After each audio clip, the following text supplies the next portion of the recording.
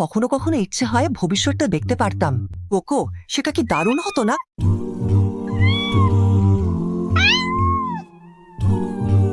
আমি জানি তুমি এটা খুব পছন্দ করো। যাও, বলটা নিয়ে এসো পোতো।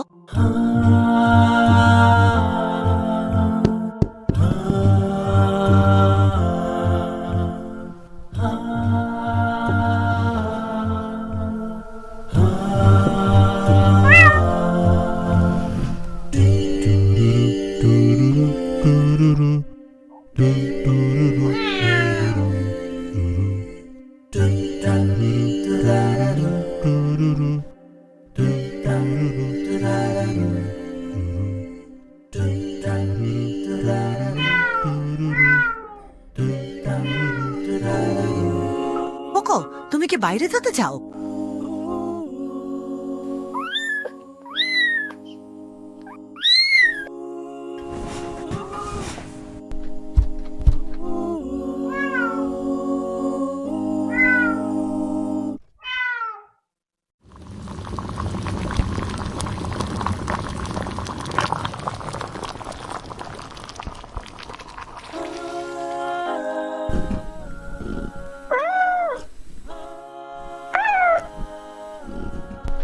মামা, হ্যাঁ, আমার ছেলে। কোকো পাখি খেলতে যে পেথায়। আকি, তুমি কি কোকোকে খাইয়েছ? হ্যাঁ না। ঠিক আছে, তাহলে বাবাকে জিজ্ঞেস করো। তিনি যদি হ্যাঁ বলেন তাহলে তুমি যেতে পারো। বাবা, চিরে বাবা, কোকো পাঞ্চে খেলতে জেগেছায়। আমি মাকে জিজ্ঞাসা করেছিলাম, উহি বললেন তোমার সাথে কথা বলতে। তো তো হোমওয়ার্ক সিরোডাইলা পড়ছো তো? হ্যাঁ বাবা। তাহলে সূর্য ডোবার আগেই ফিরে আসবে। ঠিক আছে বাবা, চলো কুকু।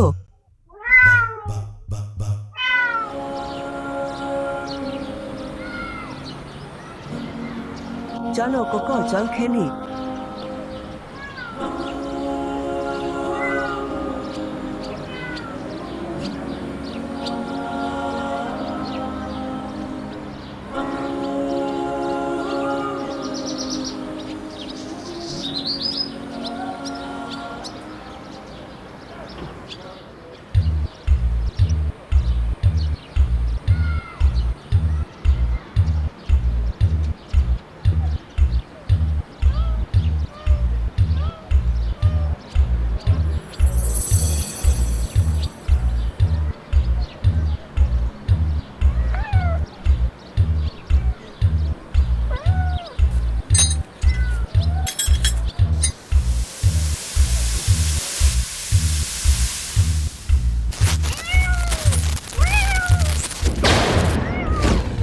ওখানে কি হচ্ছে?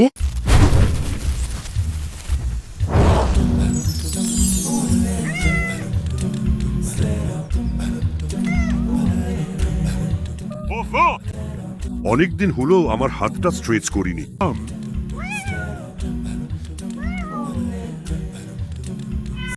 ওর ভয় পেও না ছোট্ট কি, আমি দেখতে বড়সড় হলেও এখন আর তেমন কামড়াতে পারি না।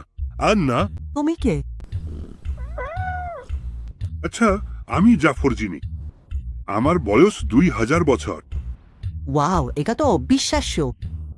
তোমার সম্পর্কে আরো বলো। আহা, এটা তো বলার মতো একটা গল্প। তুমি কি জানতে চাও? অনেক আগে আমি তোমার মতোই ছিলাম, জিজ্ঞাসু, আগ্রহী, সবসময় প্রশ্ন করতাম, কিন্তু ভাগ্য আমার জন্য অন্য কিছু ঠিক করেছিল।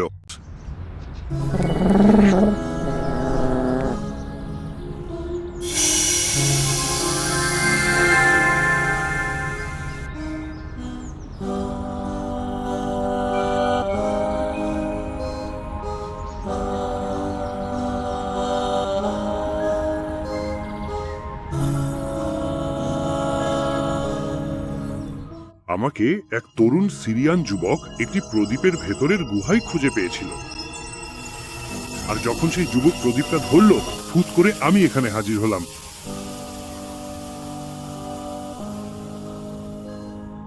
আহ, কত ইচ্ছা যে পূরণ করেছে।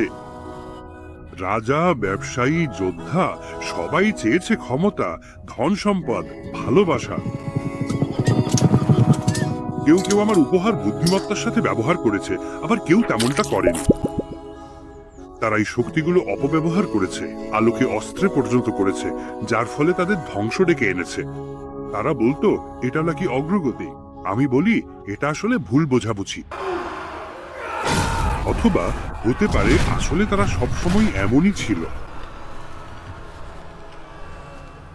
আর এই সবকিছুর মধ্যে দিয়ে আমি পৃথিবী জুড়ে ঘুরে বেরিয়েছি, অপেক্ষা করেছি এমন কাউকে যে আমার শক্তির যোগ্য।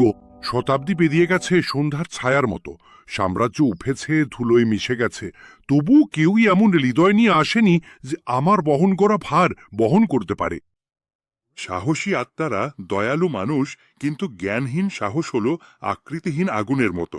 আমি ধৈর্য ধরেছি, ঝড়ের মধ্যে নীরবতায় লুকিয়ে আছে। গল্পে যা বাতাসে ফিসফিস করে শোনা যায়, কারণ যখন সঠিক মানুষ আসে তারা ক্ষমতার পেছনে ছুটে না, বরং ক্ষমতাই তাদের খুঁজে নেয়। আর এখন আমরা এখানে, এবার তোমার পালা। ছোট্ট বন্ধু, তুমি কি চাইবে? আমি জানি না। তাহলে বলো, তোমাকে কি সবচেয়ে মুগ্ধ কালে? তুই সবচেয়ে বেশি কি জানতে চা?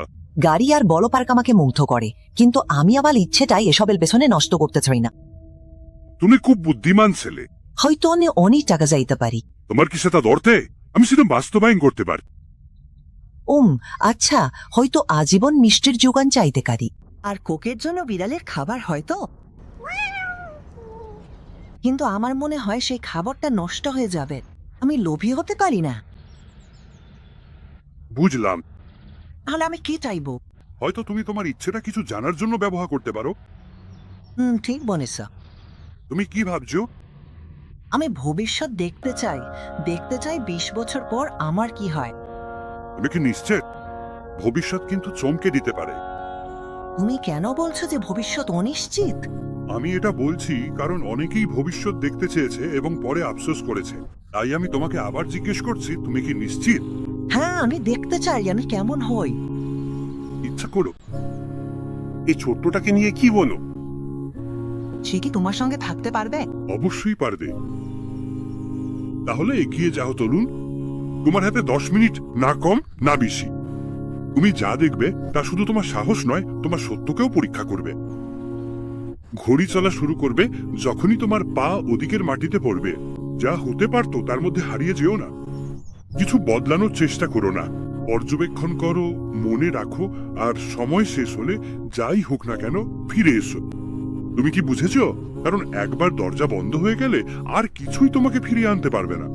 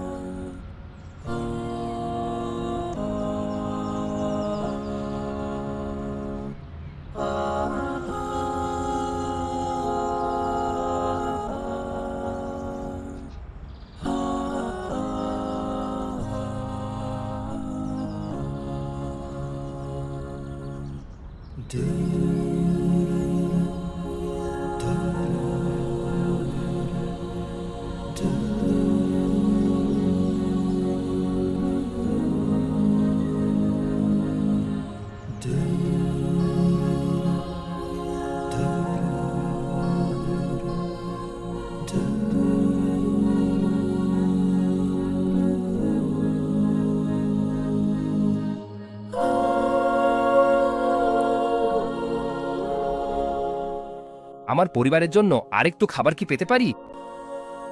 আমরা দুঃখিত, রেশন সীমিত।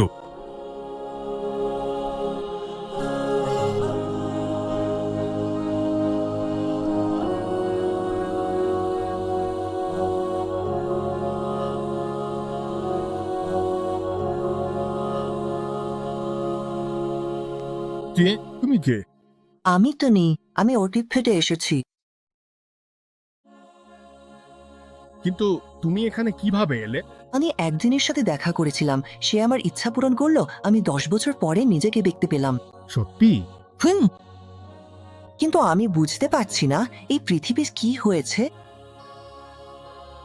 সবকিছুই খারাপ হয়ে গেছে। মানুষ তাদের নৈতিকতা, তাদের বিশ্বাস হারিয়ে ফেলেছে। কিন্তু এত দ্রুত সবকিছু কিভাবে ঘটলো? সবকিছু এতটাই বদলে গেছে। লোভ, স্বার্থপরতা আর অন্ধকার সবকিছু গ্রাস করেছে। কেউ থামানোর চেষ্টা করেনি। আমি দেখেছি কিভাবে সদয়তাকে উপহাস করা হয়েছে আর নিষ্ঠুরতাকে রাজা বানানো হয়েছে। মিথ্যাই সত্য হয়ে উঠেছে আর সত্য হয়ে গেছে হুমকি।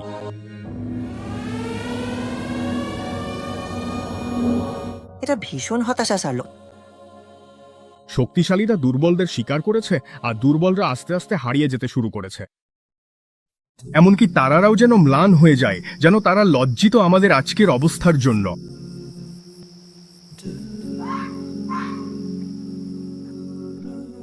রিয়ন, তুমি কি পৃথিবীটা ঠিক করার জন্য কিছু করেছিলে?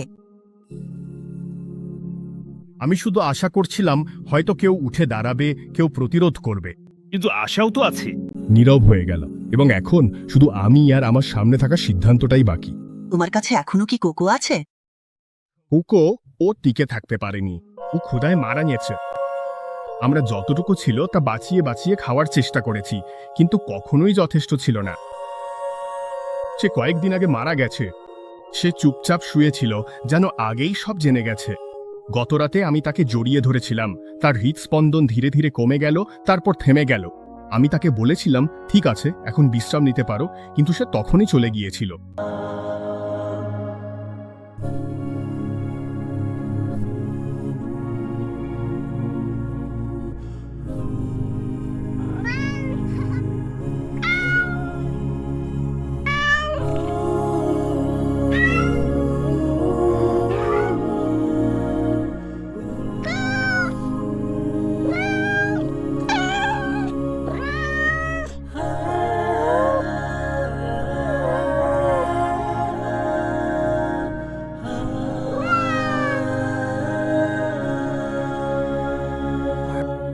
মা আর বাবা কি এখানে আছেন?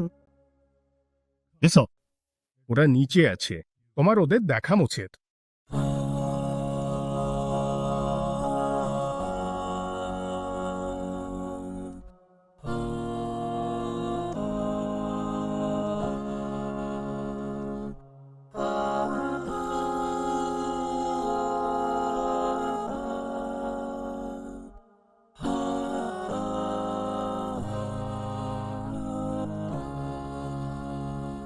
আসলে এটা কিভাবে ঘটলো?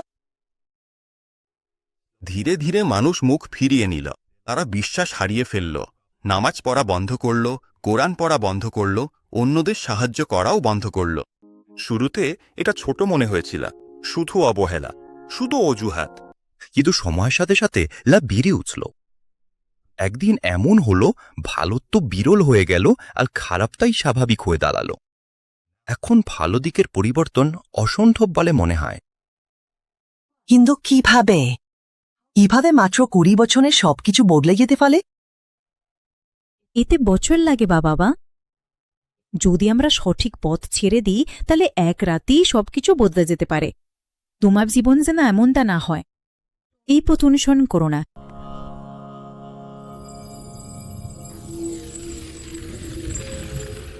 এখন আমার যাওয়ার সময় হয়েছে। তোমাকেই মানুষকে আবার পথ দেখাতে হবে। আছে, আমি কাউকে এই পথে পড়ে যেতে দেব না। আমি প্রতিশ্রুতি নিচ্ছি।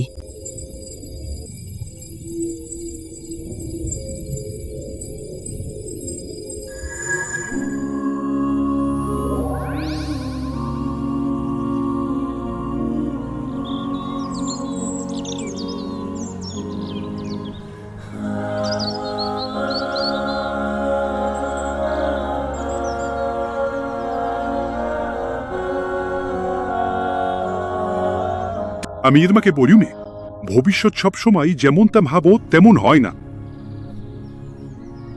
আমি কি পারি? আমি কি সেটা ঘটতে থামাতে পারি? আমি মানুষকে সেই পরিণতি থেকে মাজেতে মালি। আল্লাহ সবকিছুই কোনো না কোনো কারণে করেন। তুমি যা দেখেছো সেটা শুধু কোনো দর্শন ছিল না, ওটা ছিল একটা বার্তা। আর তিনি তোমাকেই বেছে নিয়েছেন মানুষকে বোঝাতে সাহায্য করার জন্য। আর যতক্ষণ দেরি হয়নি তার আগেই যতটা সম্ভব দ্রুত। কিন্তু কিভাবে?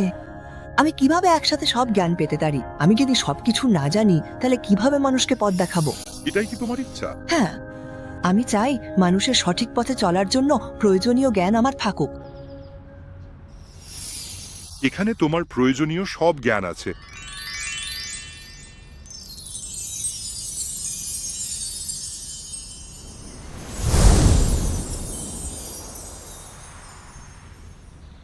পবিত্র গ্রন্থ।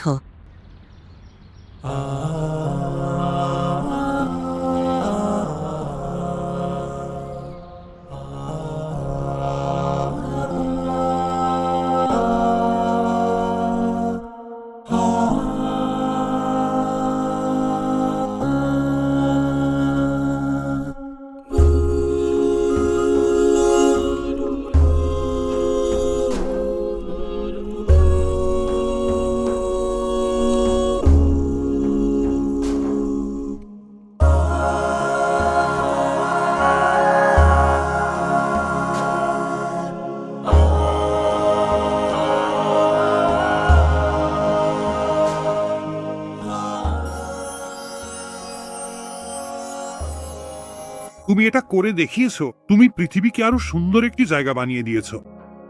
এটা শুধু এক ধাপ, একবারে এক ধাপ করেই হয়েছে। তোমার এখনো একটা ইচ্ছা বাকি আছে, এবার সেটা কি হবে? আমার শেষ ইচ্ছা হলো তুমি যাও এবং এমন কাউকে খুঁজে বের করো যে দিক নির্দেশনার প্রয়োজন, তাকে সঠিক পথে আল্লাহর পথে চলতে সাহায্য করো। তুমি সবসময় বুদ্ধিমান ছেলে ছিলে রায়ান। এটা সত্যি বুদ্ধিমানের ইচ্ছা। এখন বিদায় ছোট গুঙ্খু।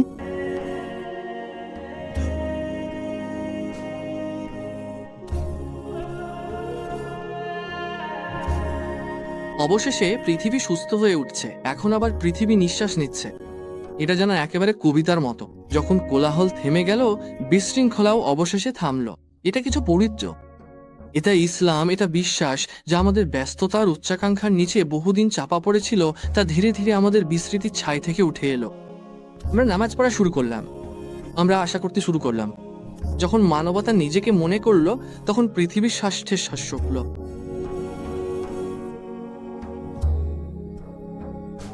গাছগুলো আরো সবুজ, নদীগুলো আরো পরিষ্কার। যে আকাশ একসময় অন্ধকারে ঢেকেছিল, এখন তা শান্ত ও পরিষ্কার দেখাচ্ছে। তুমি ভালো করেছো তরুণ রায়ান।